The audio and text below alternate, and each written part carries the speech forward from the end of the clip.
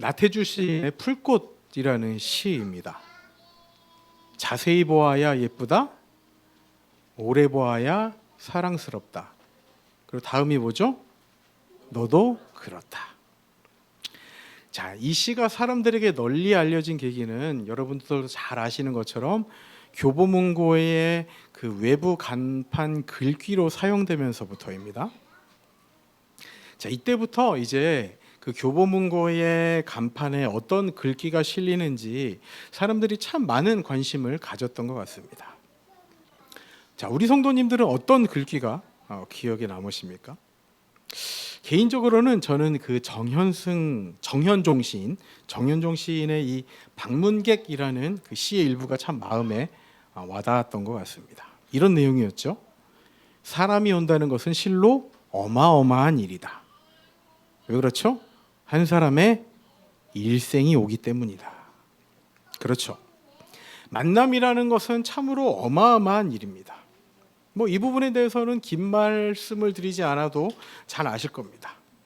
어떻습니까? 보통 영화나 드라마에서 보면은 이제 청소년들이 이제 엇나가는 내용들이 있어요. 청소년들이 이제 사고를 치죠. 그러면 부모님들이 어떻게 이야기를 합니까? 얘가 친구를 잘못 만나서 이렇게 됐어요라고 얘기를 해요. 자기 자녀가 삐뚤어진 이유를, 자기 자녀가 엇나간 이유를 어디서 찾는 거예요? 잘못된 친구와의 만남에서 찾는 거예요. 사실은 여러분 아시는 것처럼 그게 아닌 경우가 대부분이죠. 보통 다른 이유가 있는데 꼭 이제 부모님들은 자기 자녀의 큰 변화의 이유를 어디서 찾는 거예요? 잘못된 친구와의 만남, 그 만남에서 찾는 거예요. 그렇게 이 만남이라는 것이 어마어마하다는 거예요. 내 자녀는 잘못된 친구를 만났기 때문에 이렇게 되었다라고 이제 부모는 생각한다는 거예요. 만남의 힘이 그만큼 크다는 것이죠.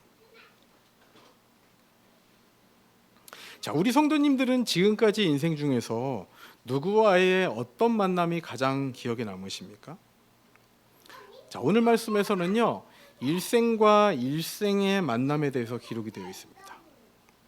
자, 그 만남을 통해 과연 어떤 어마어마한 일이 벌어지고 있는지에 대해서 함께 살펴보는 시간을 가지도록 하겠습니다.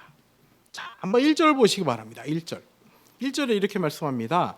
사울이 주의 제자들에 대하여 여전히 위협과 살기가 등등하여 대제사장에게 가서라고 기록을 하고 있어요. 자, 여러분 혹시 사울이 가장 처음 등장했던 때가 언제인지 기억이 나세요? 언제였었죠? 네. 이제 여러분 입술 모양을 보니까 스데반이 등장했던 때예요. 그러니까 7장 58절에 이렇게 기록을 하고 있습니다. 성 밖으로 내치고 돌로 칠세, 이제 스데반에 대한 기록이에요. 증인들이 옷을 벗어 사울이라는 청년의 발 앞에 두니라. 자, 스데반을 돌로 치고 자신들의 옷을 벗어 사울이라는 청년의 이제 발 앞에 둔다는 기록을 하고 있는데, 사울의 발 앞에 둔다는 이 말씀 자체가 예수님을 믿는 사람들을 박해하는 주체가 누구라는 것을 알 수 있는가? 이 사울이라는 것을 알고 있어요. 그 주동자가 사울이라는 거예요. 그리고 이렇게 스데반의 죽음을 시작으로 교회에는 큰 박해가 일어났습니다. 그래서 8장 1절에 보시면 성도들이 전부 흩어졌다고 말씀하고 있고, 8장 3절에 보시면 사울이 주동자 사울이 교회를 잔멸할 새 각 집에 들어가 남녀를 끌어다 옥에 넘기니라. 감옥에 가뒀다는 거예요. 이렇게 사울은 예수님의 제자들을 잡아넣는데 앞장서게 됩니다. 이 모습이 마치 폭주 기관차와 같은 거예요. 그래서 아까 읽은 오늘 본문의 1절 말씀처럼 여전히라고 기록을 하고 있어요. 여전히 위협과 살기가 등등하다라고 말씀하고 있는 겁니다. 자, 그리고 이제 목표 지역을 어디로 삼고 있는가? 오늘 본문으로 돌아오시면 2절 제일 처음에 등장하는 지역이 어디입니까? 어디예요? 다메섹입니다. 다메섹. 자, 그럼 다메섹이 어디인지를 우리는 살펴봐야 되는 거예요. 다메섹은요, 예루살렘을 기준으로 북쪽으로 한 220에서 240km 정도 올라가야 하는 지역이었던 거예요. 자, 여러분, 예루살렘에서 사마리아가 한 몇 킬로였죠? 60에서 70km 정도였어요. 그래서 이제 여기서 이제 양재 시멘의 숲에서 양주까지가 한 60에서 70km였습니다. 우리 스란의 집이 이제 그 사마리아였어요. 근데 220km 정도는 어디인가 하면 여러분 지도에서 검색을 해보니까 직선거리로 평양까지 200km예요. 그러니까 양재 시민의 숲에서 200km, 평양을 더 넘어선 지역까지 지금 사울이 예수 믿는 자를 잡으러 간 거예요. 아마도 걸어서 이제 한 일주일 넘어서 갔을 거로 이제 예상을 하고 있습니다. 자, 예수님을 믿는 사람들을 잡기 위해서 200km가 넘는 거리를 가서 잡아오겠다? 1절의 표현대로 여전히 위협과 살기가 등등해서 그렇게 하겠다라는 거예요. 여기 다메섹이요, 이 상업 이제 중심 도시였다라고 합니다. 아마 그러다 보니까 예루살렘에서 이제 흩어진 성도들이 이제 그쪽으로 많이 이동을 했을 것으로 이제 예상을 하고 있어요. 그리고 아울러 이제 다메섹 내에서도 예수님을 믿기 시작한 사람들이 이제 점점 늘어났을 것으로 이제 예상을 하고 있습니다. 이제 그래서 사울은 이곳을 타깃으로 삼은 거예요. 220km가 넘는 지역이지만 그곳을 타깃으로 삼은 겁니다. 자, 사람이 오는 것은 실로 어마어마한 일입니다. 한 사람의 일생이 다메섹으로 오고 있는데 그의 일생은 기독교인을 말살하는 것이었어요. 그것이 전부였습니다. 그렇다면 사울은 왜 이렇게 기독교인을 경멸할까? 예수 믿는 사람들을 잡아서 오게 가두는데 왜 자신의 모든 일생을 걸고 어마어마한 일을 벌이는가? 그 일을 생각해 봐야 될 것입니다. 기독교인은요, 예수님이야말로 지금까지 기다려온 메시아다. 예수님이야말로 우리가 지금까지 기다려온 메시아다라고 고백했던 사람들이에요. 여기에 모든 것을 걸고 사회적 지위라든지 경제적인 그런 활동을 포기한 사람들입니다. 그러나 사울에게 있어서 예수님은요, 십자가에 달려 죽은 사형수, 종교재판에서 신성모독의 죄목으로, 즉 자신을 메시아다 칭하고 저주받아 죽은 자, 그 이상도 이하도 아니었던 거예요. 그런데 그런 자를 아직도 신봉하고 따르고 있으니 기가 막힐 노릇이었던 겁니다. 그렇다면 이제는 자신의 신념을 따라서 이런 헛소리를 하는 자들을 처단하는 것이 자신의 사명이라고 여기고 폭주 기관차도 같이 그렇게 핍박자가 되어버린 거예요. 자, 여기서 참 재밌는 것이 무엇인지 아십니까? 혹시 여러분 사울의 스승이 누군지 아세요? 사울의 스승 혹시 아세요? 사울의 스승. 가말리엘 누가 얘기했죠? 네, 가말리엘. 사도행전 22장 3절에 보면 이런 말씀이 있습니다. 나는 유대인으로 길리기아 다소에 났고 이성에서 자라 가말리엘 문화에서 우리 조상들의 율법에 엄한 교훈을 받았고 이 말씀은 사울이 자신의 태생에 대해서 이제 재판장에서 변론을 하는 장면입니다. 즉 바울의 스승은 가말리엘이에요. 가말리엘. 그런데 혹시 우리 가말리엘에 대해서 한번 살펴봤던 적이 있는데 혹시 가말리엘이 어떤 내용을 이야기했는지 기억이 나세요? 혹시? 언제 무슨 내용을 이야기했는지 기억이 나십니까? 기억이 나시나요? 안 나세요? 5장에서 이런 얘기를 했습니다. 5장 34절, 바리새인 가말리엘은 율법교사로 모든 백성에게 존경을 받는 자라 공회 중에 일어나 명하여 사도들을 잠깐 밖에 나가게 하고 이런 얘기를 해요. 38절과 39절에 이제 내가 너에게 면하니 이 사람들을 상관하지 말고 버려두라. 왜 그런가 하니? 이제 뒤에 내용이 이런 내용이에요. 자, 이제 이들이 예수님을 믿고 이제 예수라는 자를 믿고 따르는데 이 모든 사상이 사람에게로부터 왔으면 스스로 소멸할 것이고 하나님께로부터 왔으면 이것을 우리가 어떻게 할 수 없다라고 얘기하는 거예요. 그러니까 내버려 두자라고 이야기를 하는 거예요. 그러니까 스승인 가말리엘은 그냥 내버려 두자라고 얘기했던 거예요. 근데 제자인 사울은 지금 어떻게 하고 있습니까? 과격한 진압을 해서 빨리 말살을 하고 있는 겁니다. 어떻게든 한 명이라도 지금 잡아서 지금 옥에 가두고 있는 상황인 거예요. 이것이 해답이라고 여기고 있으니 브레이크 없는 폭주 기관차처럼 여기고 지금 이제 스승의 의견도 받아들이지 않고 지금 자신의 생각과 주장에 옳은 대로 예수 믿는 자들을 핍박해서 감옥에 잡아들이고 있는 거예요. 자, 그렇다면 이 브레이크 없는 폭주 기관차에 어떻게 브레이크가 걸릴까요? 이 또한 만남을 통해 이루어집니다. 어마어마한 만남, 어마어마한 일생이 사울에게 다가옴으로 브레이크가 걸리는 거예요. 그 기적과도 같은 만남의 순간에 대해서 오늘 살펴보도록 하겠습니다. 첫 번째입니다. 첫 번째.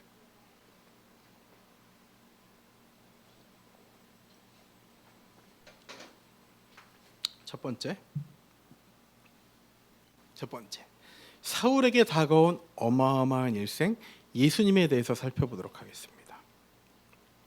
3절 말씀 함께 읽어보도록 하겠습니다. 9장 3절 시작. 사울이 길을 가다가 다메섹에 가까이 이르더니 호련히 하늘로부터 빛이 그를 둘러 비추는지라. 자, 이제 폭주 기관차와도 같은 사울의 일생에 또 다른 일생이 다가오는 사건이 시작됩니다. 그 시작은 하늘에서 빛이 비추는 거예요. 다메섹에 거의 가까이 왔는데 빛이 비추는 초자연적인 사건이 발생을 합니다. 이어지는 4절입니다. 땅에 엎드러져 들음에 소리가 있어 이르되 어떤 소리가 들립니까? 사울아 사울아 내가 어찌하여 나를 박해하느냐 하시거늘. 그 소리를 이뤘습니다. 사울아 사울아 내가 어찌하여 나를 박해하느냐라는 소리가 들린 거예요. 이 소리에 대해 사울이 이렇게 대답합니다. 5절에 보시면 주여 누구시니까? 주여 누구시니까? 주여라고 부를 때는 사울이 이 소리가 평범한 존재가 아니라 어떤 초월적인 존재라는 그런 인식이 있었던 거예요. 그래서 이제 주여라고 부르지 주여라고 이제 이야기를 하고 그 대답이 이렇게 들립니다. 나는 내가 박해하는 예수라라는 것이죠. 이 구절은 오늘 본문에서 가장 중요한 구절입니다. 나는 내가 박해하는 예수라. 사울에게 다가온 이 어마어마한 일생이 누구였던 겁니까? 예수님이었던 거예요. 예수님. 자, 그 가운데 예수님은요 자신을 어떻게 소개하고 있습니까? 내가 박해하는 예수라라고 자신을 소개하고 있습니다. 자, 그런데 여러분 한번 생각해 보시기 바랍니다. 예수님은요 자신을 소개할 때, 자신을 나타낼 때 아마 더 익숙한 표현들, 더 쉬운 표현들이 있었을 것 같아요. 이제 사도행전 앞부분에서 이제 베드로는 설교할 때요, 이제 나사렛 예수라는 표현을 자주 사용합니다. 물론 복음서에서도요 나사렛 예수라는 표현이 자주 등장해요. 이렇게 나는 나사렛 예수다라는 표현을 사용하셨을 수도 있어요. 왜요? 익숙하게 들리기 때문이에요. 그리고 예수님의 메시아됨에 대해서 우리가 정말 중요하게 고백하는 것이 무엇입니까? 십자가 사건과 부활 사건입니다. 그렇다면 예수님의 메시아됨에 대해서 이 두 가지 사건, 즉 나는 십자가에 달리고 부활한 예수다라고 표현하는 것이 어떻게 보면 더 적절한 표현일 것 같아요. 근데 예수님께서 이 시간 지금 사울에게 자신을 나타내시면서 어떻게 이야기를 하고 있다고요? 나는 내가 박해하는 예수다라는 거예요. 내가 박해하는 예수다. 특히 여기서 정말 중요한 사실이 있습니다. 여기서 박해하는은요, 현재 시제로 사용이 됐습니다. 현재 시제예요. 사울, 너는 현재 지금 나를 박해하고 있다라는 거예요. 현재 지금 너는 나를 박해하고 있고, 그런 내가 예수다라고 말씀하시고 있다라는 거예요. 이 말씀의 의미가 무엇입니까? 사울에게 처음 하셨던 말씀 자체가 내가 어찌하여 나를 박해하느냐였던 거예요. 예수 믿는 자들 향해 박해를 멈춰라, 이 말씀이 아니라 지금 당장 박해를 멈춰라가 아니라 어찌 나를 박해하느냐 야라는 것이라는 말씀이었다는 겁니다. 한번 생각해 보시기 바랍니다. 지금 현재 박해를 받고 있는 자들은 성도들인데 예수님께서는 내가 박해를 받고 있다라고 말씀하시고 있다라는 거예요. 이 의미가 무엇입니까? 지금 박해를 당하고 있는 성도들의 고통을요, 예수님은 동일하게 겪고 계시다는 말씀을 하고 계시다는 거예요. 사울, 지금 당장 성도들을 향한 박해를 멈춰가 아니라 어찌하여 나를 박해하느냐라는 말씀 가운데는요, 지금 박해를 당하고 있는 성도들의 고통과 동일한 고통을 예수님도 당하고 계시다는 말씀을 하고 계시다는 거예요. 이 사실이 우리에게 알려주시는 의미가 무엇입니까? 지금 이 시간 우리가 경험하고 있는 고통에 예수님께서도 동일하게 아파하고 계시다는 거예요. 우리가 고난을 당하고 있을 때 예수님께서도 고난을 당하고 계시다는 겁니다. 우리가 아파할 때 예수님께서도 아파하시고, 우리가 힘들어할 때 예수님께서 힘들어하고 계시다는 거예요. 사랑하는 우리 성도님들, 우리의 예수님은요, 우리가 고통당할 때 마치 이제 강 건너 불구경하듯이 가만히 계신 분이 아니라 우리의 아픔과 고통에 동일하게 아파하신다는 사실을 반드시 기억하시기 바랍니다.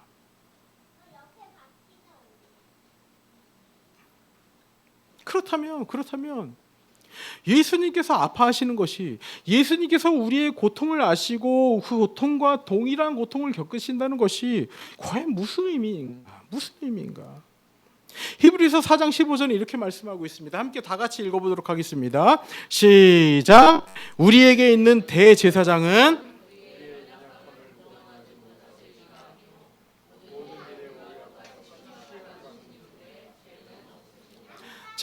우리의 시험에 예수님께서는 동일하게 시험을 당하셨지만 죄는 없으셨다고 말씀하고 있으세요. 죄는 없으셨기 때문에 그럼 어떻게 되는가? 죄는 없으셨기 때문에 궁극적으로 우리를 하나님의 승리의 자리로 이끌어 가실 수 있는 분이라는 거예요. 아멘이십니까? 인간의 몸을 입고 이 땅에 오셔서 우리의 모든 연약함을 껴안으시고 우리 아픔에 동일하게 아파하신 분께서 단순히 공감하고 끝내는 것이 아니라 그 결론에 아프지? 나도 아프다. 이 공감에서 끝내는 것이 아니라 그 결론에는 우리를 하나님의 승리의 자리로, 하나님의 영광의 자리로 이끌어 주신다는 사실을 기억하시기 바랍니다. 이것이 죄는 없으신 분의 특권이라는 거예요. 그렇다는 것은 예수님의 결론이 나의 결론이 된다는 겁니다.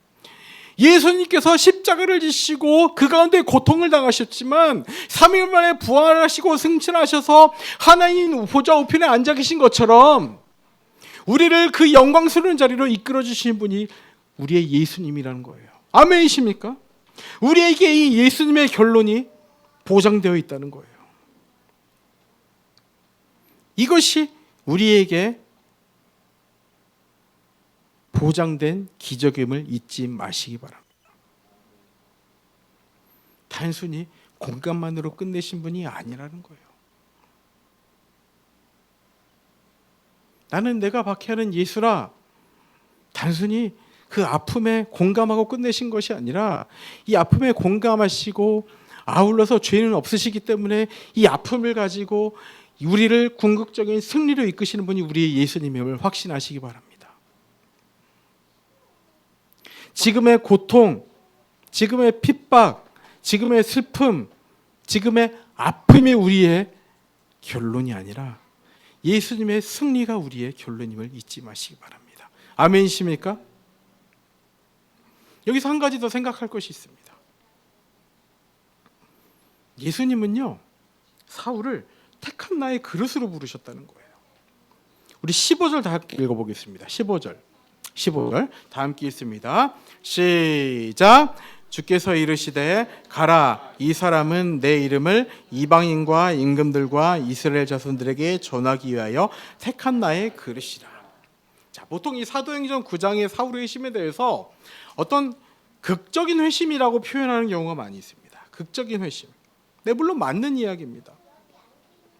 예수 믿는 사람을 체포하던 자가 순식간에 예수님을 전하는 자가 되었으니 뭐 그런 차원에서는 극적인 회심이 맞습니다. 맞지만 이 사울의 회심이 극적인 이유는요, 여러분 잘 들으시기 바랍니다. 성도들을 핍박하는 자임에도 불구하고 택한 나의 그릇으로 부르신 예수님의 부르심에 있다는 거예요. 다시요. 자, 정리하면 박해하다가 전도하니까 사울의 신분이 180도 바뀌어서 극적이 아니라 박해하는 자를 택하셔서 택한 나의 그릇으로 사용하시는 예수님 때문에 극적이라는 거예요. 예수님의 택하심이 극적이라는 거예요, 여러분. 어떻습니까, 여러분? 우리 주변에 이렇게 극적인 만남이 필요한 분들이 계십니까?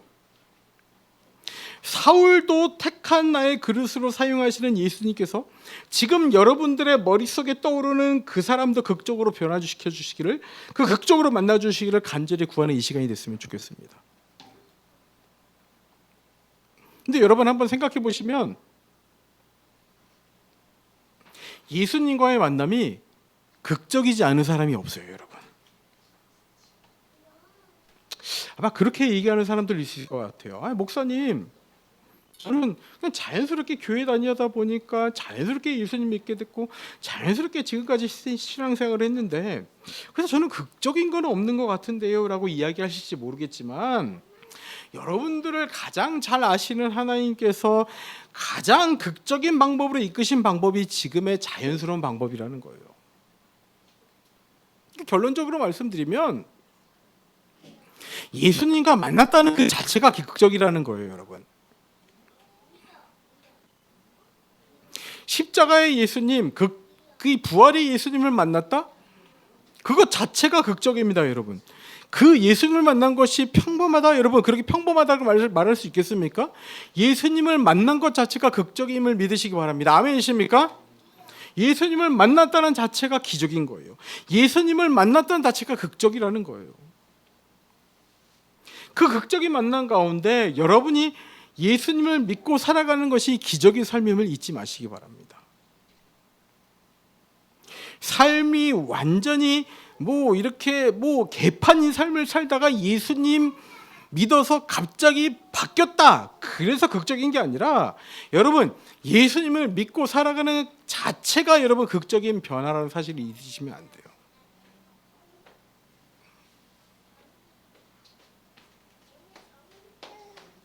자, 두 번째입니다. 두 번째, 사울에게 다가온 또 다른 일생이 이제 아나니아라는 사람이 등장합니다. 이제 잠시 시선의 이제 이동이 이루어집니다. 10절에 아나니아라는 사람이 이제 등장을 하고 있어요. 그리고 이제 예수님께서 이제 환상 중에 아나니아에게 나타나셔서 이렇게 말씀하십니다. 11절 다 같이 읽어보겠습니다. 11절입니다. 시작. 주께서 이르시되 일어나 집가라 하는 거리로 가서 유다의 집에서 5사람 사울이라는 사람을 찾으라. 그가 기도하는 중이라.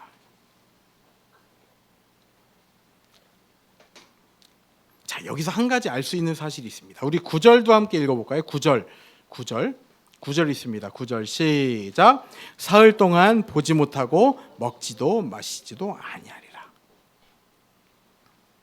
자, 이 사울이 이 3일의 시간 동안, 사울의 시간 동안 무엇을 했을까? 무엇을 했을까? 사울 동안 이제 보지 못하는 시간 동안 무엇을 했을까를 생각해 보면 그랬을 것 같아요. 아마 자신의 부끄러운 날을 이제 되돌아봤을 겁니다. 자신의 폭주 기관차와도 같았던 그 시간들을 이제 반성했을 겁니다. 회개했을 겁니다. 보통 이제 이불킥이라고 하죠. 내가 왜 그랬을까?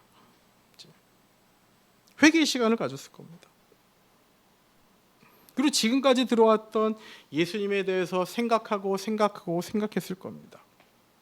그리고 11절 말씀처럼 이제 끝부분에 보시면 그가 기도하는 중이라 말씀하고 있죠. 그래서 이 모든 것들을 3일의 시간 동안 기도로 올려드리고 있었을 거라는 거예요.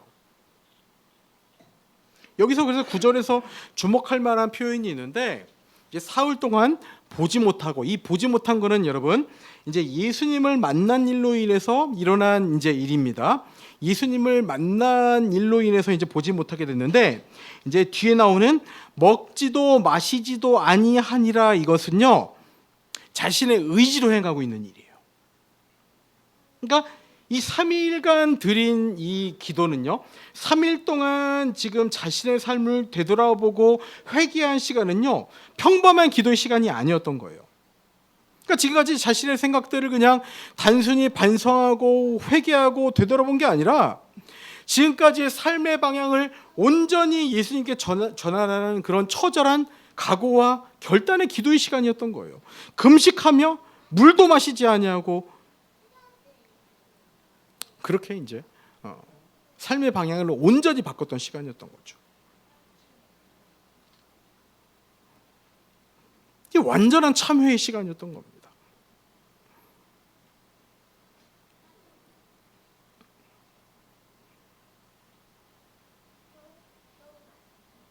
지금까지 자신들이 핍박했던 그 이제 예수 믿는 자들에 대한 그런 모든 것들이 온전히 잘못되었음을 깨닫고 이제 삶의 방향을 재정렬했던 것이죠. 자, 그런데 문제가 있습니다. 문제가 있어요. 사울이 너무나 악명 높은 인물이었던 거예요. 이제 아나니아 또한 사울이 얼마나 악명 높은 인물인지에 대해서 이미 들을 대로 들은 상태였던 겁니다. 그래서 예수님께서 아나니아에게 환상 중에 말씀하셨는데, 이 아나니아 또한 예수님께 질문합니다. 예수님, 이제 아나니아가 이제 사울이 이런 인물인데 제가 이렇게 들었는데 어떻게 해야 됩니까? 라고 얘기할 때 예수님께서 15절에서 이렇게 말씀하십니다. 15절 또한 정말 중요한 구절입니다. 15절 함께 읽어보겠습니다. 15절 시작. 주께서 이르시되 가라.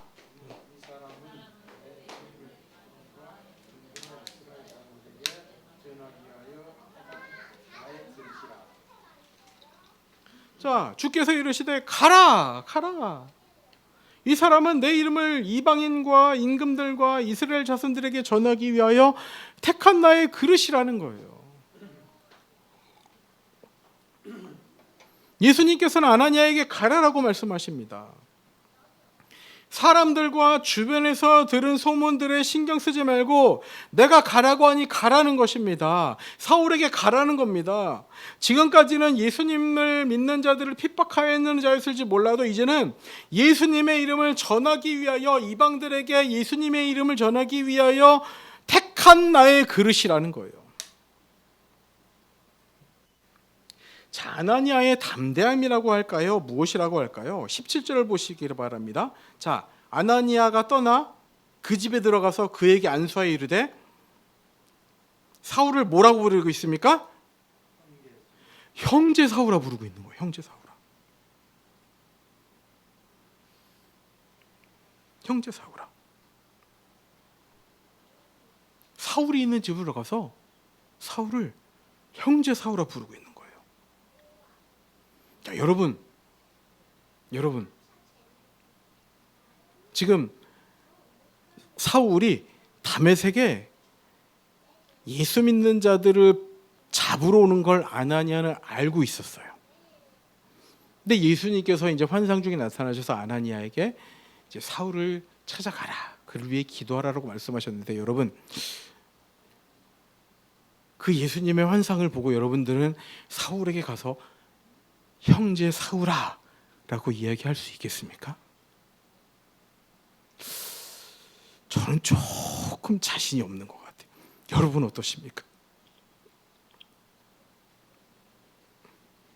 의심의 눈초리로 바라보는 것이 아니라 예수님께서 택한 나의 그릇이라 말씀하셨으니 가라 말씀하시니 그대로 인정하고 지금 현재의 이끄심을 따라서 형제로 받아들이는 겁니다. 자, 13절 중간에 보시면 이런 말씀이 있어요. 여러 사람에게 듣사온 즉 있어요. 여러 사람에게 듣사온 즉. 여러 사람에게 듣사온 즉 사울이 이런 사람인데 이런저런 사람인데 이렇게 예수 믿는 자들 핍박하는 사람인데 이런 소문이 있는데 라는 것이 있는데 여러 사람에게 들은 사울에 관한 이야기가 아니라 이 모든 것들을 잠재울 수 있는 하나의 이야기가 누구의 음성이었던 거예요? 예수님의 말씀이었다는 거예요.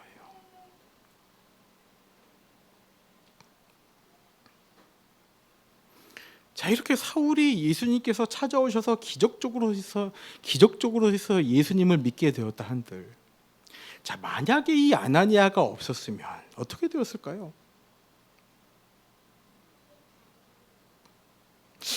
아마 이 사울의 변화에 대해서 아무도 믿지 않았을 겁니다. 이 이야기는 다음 주에 자세히 드리도록 하겠습니다. 이제 말씀을 마무리하도록 하겠습니다. 자, 이 사울이 예수님을 만나고서 3일 동안 금식하며 물도 마시지 않고 지냈습니다. 기도하며 지냈습니다. 자, 이때 무슨 생각이 머릿속을 가장 많이 지나갔을까를 예상해 보는데 아마도 저희 예상이지만 이 스데반의 죽음의 장면이 많이 떠오르지 않을까라는 생각이 들어요. 스데반의 마지막 순간에 어떤 이제 장면이 있었습니까? 스데반의 마지막 순간에 어떤 고백을 드렸습니까? 예수님이 하나님 편에 계신다라는 고백과 더불어서 이제 죽기 직전에 7장 60절에 보시면 이런 고백을 했습니다. 무릎을 꿇고 크게 불러 이르되 주여 이 죄를 그들에게 돌리지 마옵소서, 이 말을 하고 이제 순교를 한 거예요. 사울은 아마 그런 생각이 들었을 것 같아요. 아, 스데반의 그때의 기도가 지금 나에게 응답이 되었구나라는 생각이 들지 않았을까라는 생각이 드는 겁니다. 나는 지금 스데반을 죽인 주동자가 되어서 그 이후로 많은 예수 믿는 자들을 핍박하고 박해해 왔는데 그 죄를 나에게 돌리지 말라는 기도를 한 스데반의 기도가 응답되어 내가 예수를 만나게 되었구나라는 생각이 지금 들지 않았을까라는 생각이 들지 않았을까라는 거예요. 예수님을 믿는 자를 죽인 장본인의 그 죄를 그들에게 돌리지 말, 사울에게 돌리지 말아달라는 기도의 응답의 결과가 바로 자신인 것을 깨닫게 되었다는 것이죠. 저는 이것이야말로 성경의 가장 위대한 기적이라는 생각이 듭니다. 여러분들이 예수님을 믿게 된 과정도 그렇고